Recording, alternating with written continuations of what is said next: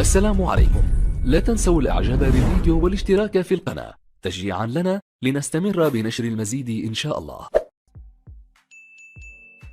السلام عليكم ورحمة الله وبركاته. أهلا بكم مع موعد مباراة الأهلي اليوم مع سانت جورجيا الأثيوبي في إياب دور ال 32 من بطولة دوري أبطال أفريقيا لموسم 2023-2024 والقنوات الناقلة والتشكيل المتوقع لفريق الأهلي في مباراة اليوم، وإليكم تفاصيل هذه المباراة ولكن بعد هذا الفاصل.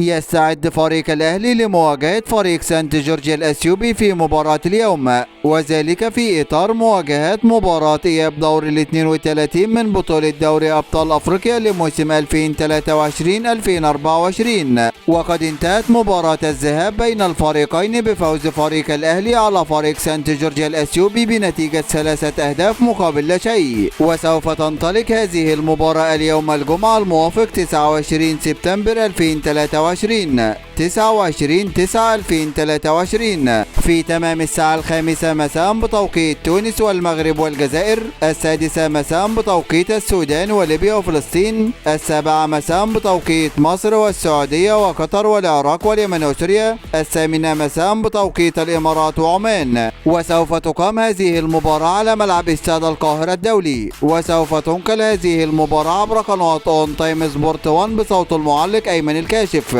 وإليكم الآن التشكيل المتوقع لفريق الأهلي في مباراة اليوم. في حراسة المرمى محمد الشناوي، وفي خط الدفاع محمد هاني ومحمد عبد المنعم ورامي ربيعة وعلي معلول، وفي خط الوسط اليو ديانج ومروان عطية وإمام عاشور، وفي خط الهجوم حسين الشحات وبيرسيتاو ومحمود كهربا. هذا كل ما لدينا عن موعد المباراة، وانتظرونا في موعد مباريات قادمة بإذن الله تعالى. ولا تنسوا دعم الفيديو بلايك والاشتراك في القناة وتوقع نتيجة المباراة في التعليقات أسفل الفيديو.